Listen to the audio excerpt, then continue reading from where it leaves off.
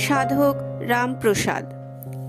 বর্তমান উত্তর 24 পরগনায় হালি শহরে 1327 সালে আশ্বিন মাসে সাধক রামপ্রসাদের জন্ম হয়। তার পিতার নাম ছিল রাম সেন এবং মাতা সর্বেশ্বরী দেবী। রামবাবু পেশায় ছিলেন বৈদ্য। রোগ নির্ণয় এবং নিরাময়ের ব্যাপারে তার যথেষ্ট খ্যাতি ছিল। রামপ্রসাদের পূর্বপুরুষদের অনেকেই তন্ত্র সাধনায় লিপ্ত ছিলেন, তাই তাদের তান্ত্রিক ক্রিয়াকাণ্ডর খ্যাতি কেবলমাত্র হালি শহরে নয়, পার্শ্ববর্তী অঞ্চলে গঙ্গার পশ্চিম পারে হুগলি জেলায়ও ছড়িয়ে পড়েছিল। এই পরিবারটি পরিচিত মহলে তান্ত্রিক পরিবার বলে বিশেষ পরিচিত ছিল। বাল্যের দুরান্তপনার দিনগুলি পেরিয়ে কৈশোরে পা দিতে না দিতেই রাম পুত্রকে চিকিৎসা বিদ্যা শিক্ষাদানের জন্য উৎসাহী হলেন।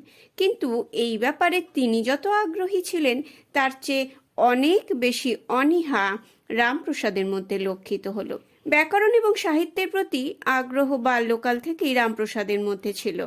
বাল্যকালেই আপন খেয়ালে ছোট ছোট কবিতা ও ছড়া রচনা করে সবাইকে চমকে দিতেন তিনি।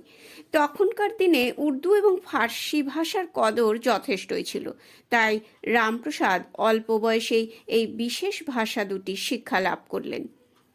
বাল্যকাল থেকেই রামপ্রসাদের মধ্যে বিষয় আশয় সম্বন্ধে বিশেষ অনীহা লক্ষ্য করা যায়।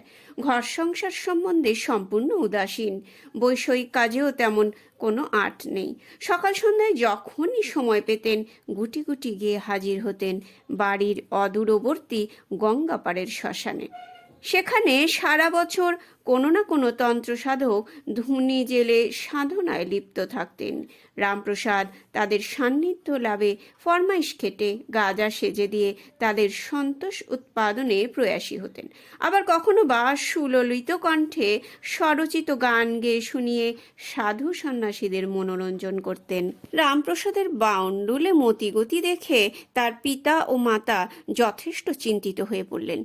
আত্মীয় প্রতিবেশীদের পরামর্শে তারা অল্প বয়সেই পুত্রের বিয়ে দিয়ে দিলেন। পুত্রের বিয়ের কিছুদিন পরেই পিতা রামবাবু অকালে মৃত্যুবরণ করলেন। ফলে অর্থাগমে যথেষ্ট ভাটা পড়ল। সংসারের অভাব অনটন চারদিক থেকে ঘিরে ধরল তাকে। বিয়ে করতে না করতেই আকস্মিক দারিদ্র্যের প্রকোপে রামপ্রসাদ দিশেহারা হয়ে পড়লেন। ভাবলেন এবার অর্থ উপার্জনের চিন্তা না করলেই নয়। চাকুরির খোঁজে তিনি গেলেন কলকাতায়। সেখানে আত্মীয় বান্ধব বলতে কেউই নেই, ফলে পথ সম্বল করে চাকরির খোঁজ করতে লাগলেন। শেষ পর্যন্ত গড়ানহাটার জমিদার দুর্গাচরণ মিত্রের সেরেস্তায় খাতা লেখার কাজে নিযুক্ত হলেন। বেতন নেহাত কম নয়, মাসে 30 টাকা। চাকরিটা পেয়ে রামপ্রসাদ যেন আকাশের চাঁদ হাতের মুঠোয় পেলেন। থাকা খাওয়া জমিদার বাড়িতেই, ফলে বেতন প্রায় পুরো টাকাটাই তিনি সংসার খরচের জন্য পাঠাতে পারবেন। কিছুদিন যেতে না যেতেই জমিদারি কাজকর্মের হিসেব নিকেশ, টাকা পয়সার যোগ বিয়োগের প্রতি রামপ্রসাদের মন যথেষ্ট তিক্ত হয়ে উঠল। খাতাপত্র সামনে খুলে রেখে প্রায় তন্ময় হয়ে কি যেন সব ভাবেন। আবার কখনো বা হিসেবের খাতার পাতায় শ্যামা সঙ্গীত লেখেন। ব্যাপারটা যেন তার নিজের অজ্ঞাতেই ঘটতে থাকলো। তিনি মনে মনে যোগ বিয়োগের হিসাব কষেন, কিন্তু কোনো অদৃশ্য শক্তি যেন তার কলমের ভর করে তাকে দিয়ে শ্যামা সঙ্গীতের পদ রচনা করিয়ে দেন। সম্বিত ফিরে পেলে তিনি নিজেও মাঝে মধ্যে ভাবেন জমিদার মশাইয়ের কাছ থেকে বেতন নিয়ে বিনিময়ে সঙ্গীত রচনা করে সময় নষ্ট করলে খুব অন্যায় হবে। বুঝেও কার্যক্ষেত্রে অবুঝ হয়ে পড়েন তিনি। এভাবেই তিনি তার নিজের অনিচ্ছা সত্ত্বেও এই কাজেই লিপ্ত হয়ে থাকলেন। রামপ্রসাদের কীর্তিকলাপ সেরেস্তার কারো কাছে আর গোপন রইল না। শেষ পর্যন্ত এক প্রবীণ কর্মচারী হিসেবের খাতাটি জমিদার মশাইয়ের কাছে একদিন নিয়ে উপস্থিত হলেন। জমিদার বাবু বিরক্তি ভরে খাতাটি হাতে নিয়ে পাতা উল্টাতে থাকলেন। এক জায়গায় তার দৃষ্টি স্থির হয়ে রইল। সেখানে একটি শ্যামা সঙ্গীত লেখা ছিল, আমায় দে মা তবিলদারি, আমি নিমক হারাম নই শঙ্করী।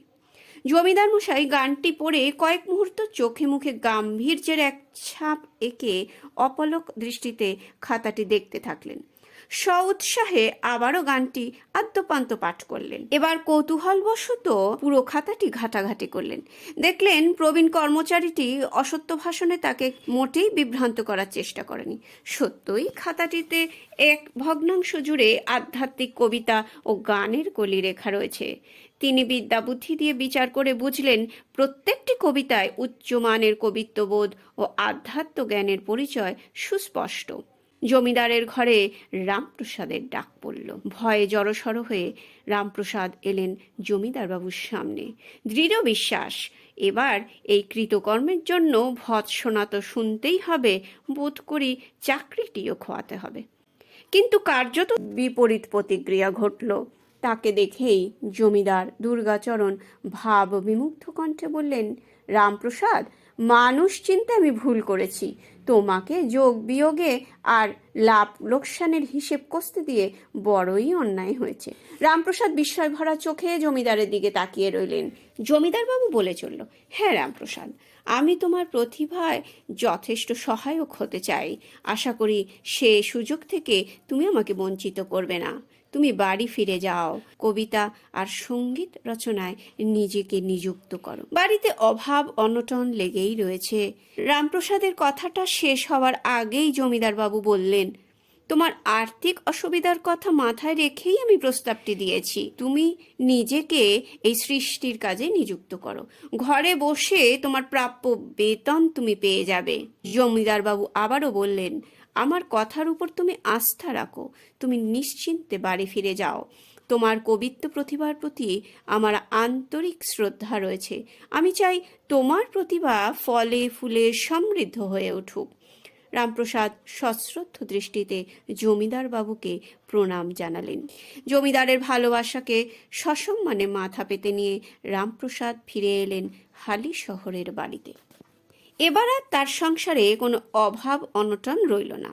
রামপ্রসাদের বাড়ির এক প্রান্তে ছোট্ট একটি মণ্ডপ তৈরি করে তিনি মা কালীর বিগ্রহ প্রতিষ্ঠা করলেন।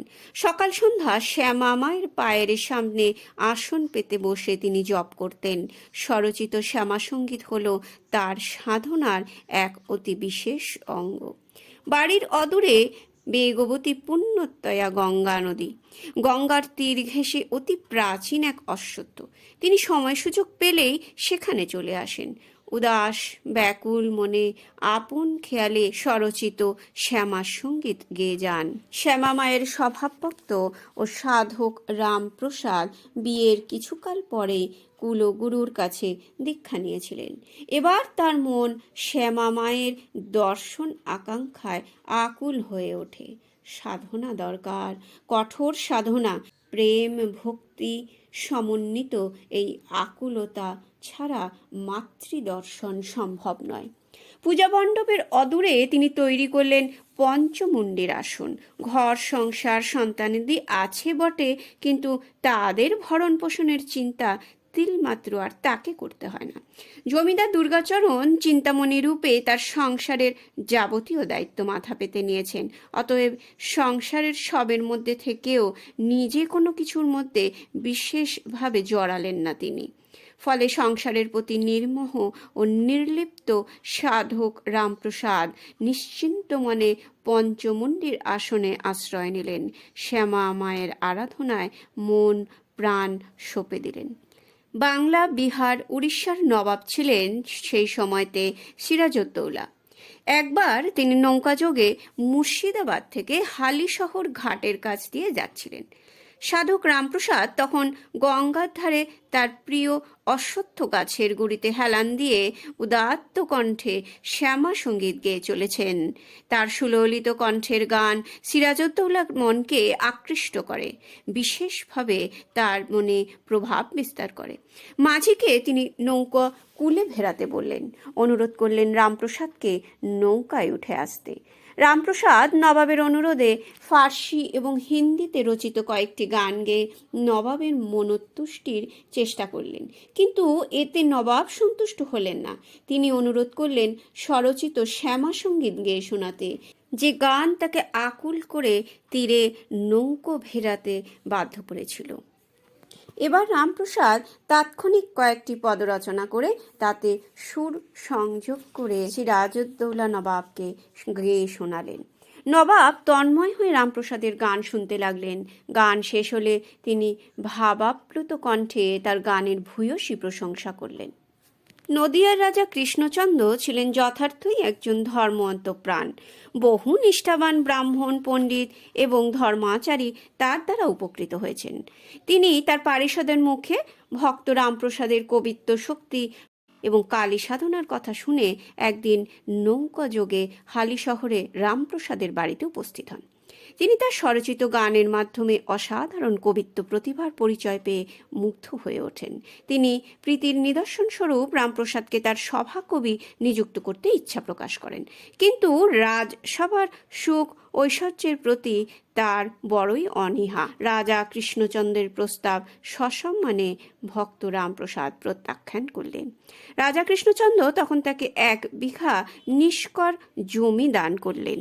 স্বরচিত বিদ্যা সুন্দর কাব্যখানি রামপ্রসাদ তাকে উপহার দিলেন। সাধকের পূজা পদ্ধতি অন্যান্য তন্ত্র সাধকের চেয়ে কিছুটা ভিন্নতর ছিল। তিনি মূর্তি নির্মাণের কাজেও ছিলেন বিশেষ পটু।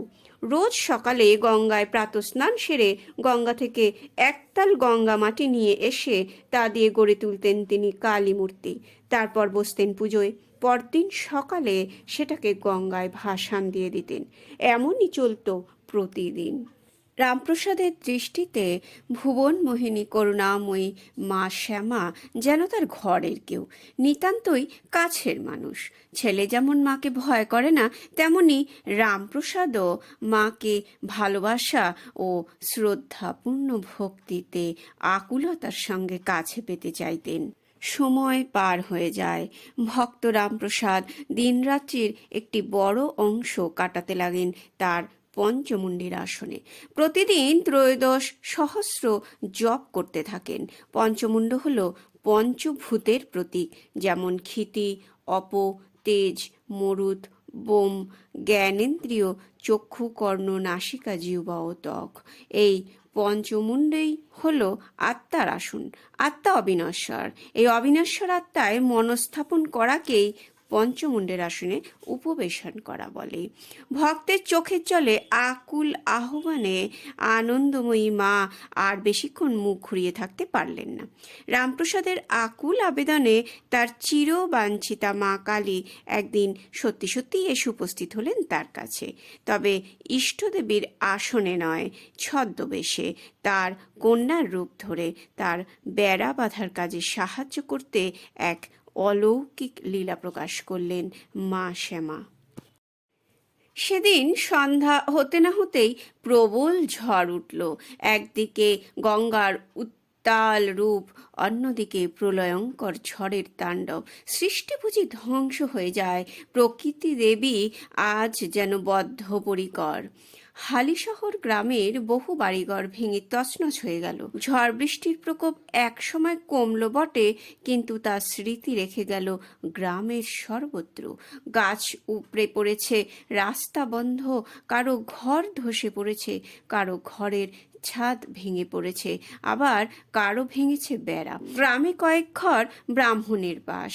অভাব অনটন নিত্যসঙ্গী। একেই নুন আনতে পান্তা ফুরোয়, তার উপরে ঝড়ের রোষ দৃষ্টিতে মাথা কোচার ঠাইটুকুও গেছে। ডালপালা লতাপাতা কুড়িয়ে এনে কোনো রকমে জোড়াতালি দিয়ে বেড়া বাঁধতে হবে।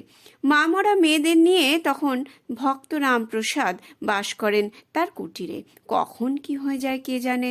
তার উপর দিনে কুকুর বিড়ালের উৎখাত, আর রাত্রে শেয়াল অনবরত ঘুরে বেড়ায়। ব্রাহ্মণ বেড়ার এক ধারে বসে বাঁধাছাদা করতে লাগলেন, কিন্তু বারবার বিপরীত দিক থেকে দড়ি ঘুরিয়ে কাজ করা সমস্যার ব্যাপার হয়ে গেল। বেশ সময় লেগে যাচ্ছে। অন্য উপায় না দেখে তিনি তার ছোট মেয়ে জগদীশ্বরীকে ডেকে বললেন, মা, একটু দাঁড়িয়ে দড়িটা ঘুরিয়ে দে না। এবার কাজ বেশ দ্রুত গতিতে এগিয়ে চলল। ব্রাহ্মণ বেড়া বাঁধতে বাঁধতে মনের আনন্দে তাৎক্ষণিক পদরচনা করে শ্যামা সঙ্গীত গাইতে থাকলেন। গানের ঝোঁকে বেড়া বাঁধার কাজও এগিয়ে যেতে থাকলো। আর অসুবিধা হওয়ার কথা নয়। বেড়ার বিপরীত পাশ থেকে তার কন্যা দড়ি ঘুরিয়ে দিচ্ছেন প্রত্যেকবার। অল্প সময়ের মধ্যেই ব্রাহ্মণের বেড়া বাঁধার কাজ শেষ হয়ে গেল। এমন সময় ব্রাহ্মণের ছোট মেয়ে কলসিকাকে গঙ্গা থেকে জল নিয়ে বাড়ি এলো। রোয়াকে কলসিটা রেখে বেড়ার ধারে এগিয়ে গেল। কণ্ঠে বিস্ময় প্রকাশ করে বলল, এ কি বাবা, এর মধ্যে তোমার বেড়া বাঁধা হয়ে গেল? একা একা এত তাড়াতাড়ি কি করে কাজ সেরে ফেললে তুমি? আমি তো ভাবলাম জল এনে তোমাকে সাহায্য করব। ভক্ত রামপ্রসাদ মেয়ের কথা শেষ হতে না হতেই হেসে ফেললেন। দুষ্টুমি করিস নে, তুই এতক্ষণ দড়িটা ঘুরিয়ে দিলি না বলেই না কাজটা তাড়াতাড়ি সেরে ফেলতে পারলাম। মেয়ে জগদীশ্বরী ভীষণ বিস্ময়ে তার দিকে তাকিয়ে থাকলো। বলো কি বাবা, আমি আবার কখন তোমার বেড়ার দড়ি ঘুরিয়ে দিলাম? আমি তো গঙ্গার জল আনতে গিয়েছিলাম। ওই তো দেখো, রোয়াকে কলসি ভর্তি জল এনে রেখেছি। এবার ব্রাহ্মণের রহস্যটা বুঝতে আর বাকি রইল না। তিনি মা মা বলে তারস্বরে কেঁদে উঠলেন। আকুল হয়ে কাঁদতে কাঁদতে তিনি বলতে লাগলেন, মা জগন্মাতা, আমার কন্যারূপে এসে তুই একই রঙ্গ করে গেলি মা। এ তোর কেমন ছলনা! চোখ থাকতেও আমি তোকে দেখতে পেলাম না, এমনই পোড়া কপাল আমার। মা গো, আরেকটি বার আয় মা, আমি দেখে তোকে আমার নয়ন সার্থক করি।